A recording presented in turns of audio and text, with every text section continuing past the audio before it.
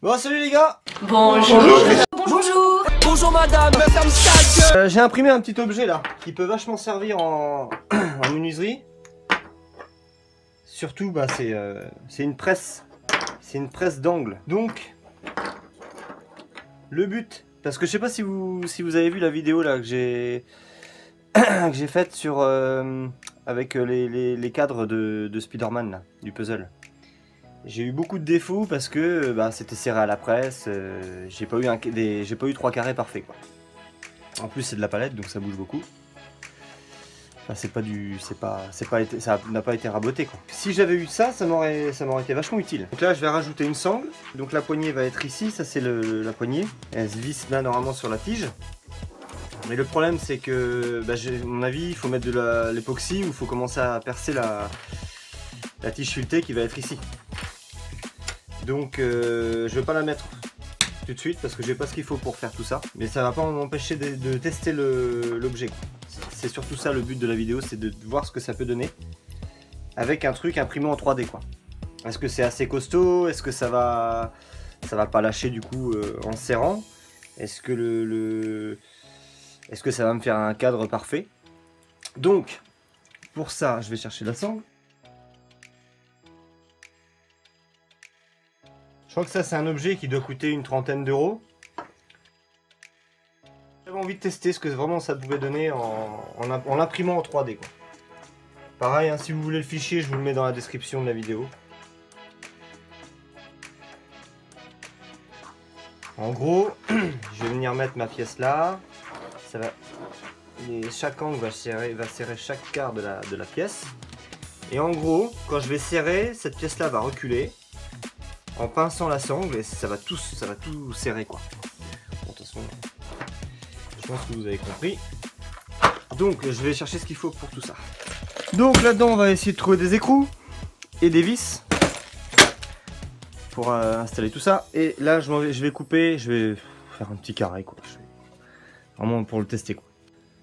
Donc coupe à 45. J'ai besoin. C'est pour le test hein. Après il y a toujours moyen de modifier. C'est vraiment pour voir ce que ça donne. 2 vis avec 2 écrous là de chaque côté. C'est ce qui va venir bloquer la sangle. Donc l'écrou va venir se loger dans le trou là. Ici. Ensuite on visse. Ah, forcément ça va serrer la sangle. Donc les deux de chaque côté. Ensuite ça je pense. Je pense. Parce que là il y a 2 trous en fait. Il y en a 2 de chaque côté aussi là. Donc je pense que ça vient renforcer. Donc ça va être ça va me servir de molette pour tout serrer.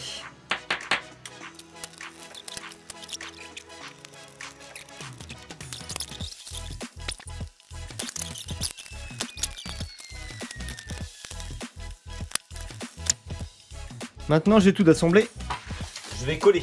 Donc j'ai fait ça, j'en ai fait donc 2 de 8, 80 d'intérieur. Donc 2 parce que je voulais pas faire un carré, ça marche très bien pour un rectangle. Et là j'en ai fait 2 de 10. C'est parti.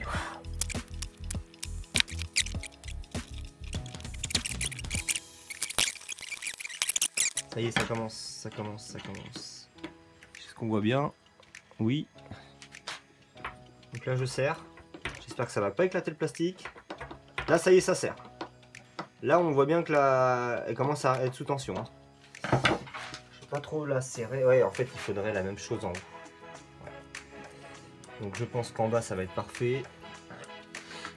Finalement il faudrait que je me refasse d'écart sans le dessous.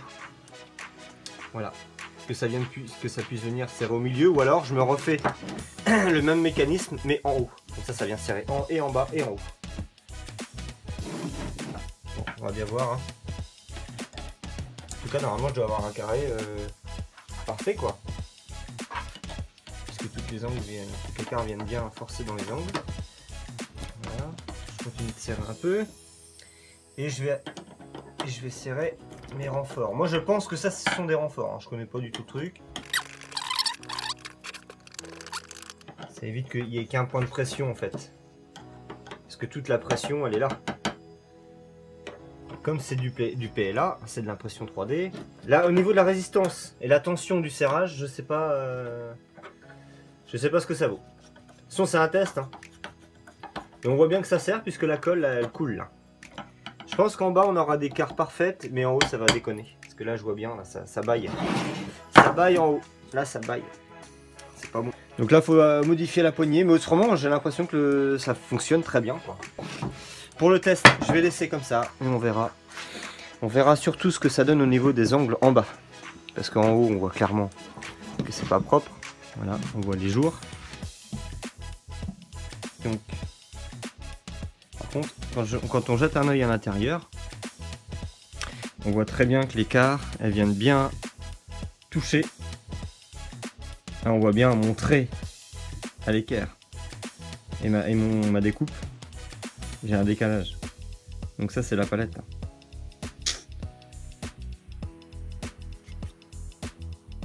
On voit très bien, ça touche très bien en bas. Donc pour moi, ça remplit son rôle. La presse à ongles, là, pour moi, elle remplit très bien son rôle. Pour du PLA. De toute façon, après la colle, il n'y a pas besoin de serrer comme un bœuf. Hein. La colle, elle vient finir le boulot. Hein. Là, actuellement, il doit faire à peu près... moins 1, moins 2. Je sais pas si on voit le...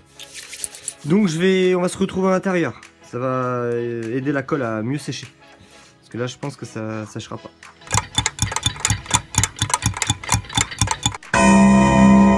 Bon, voilà. Alors, on est 24 heures après. Bon, ça sert à rien, c'est parce que j'ai pas eu le temps de faire avant.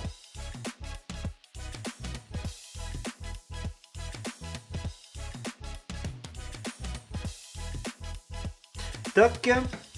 Donc, je desserre tout.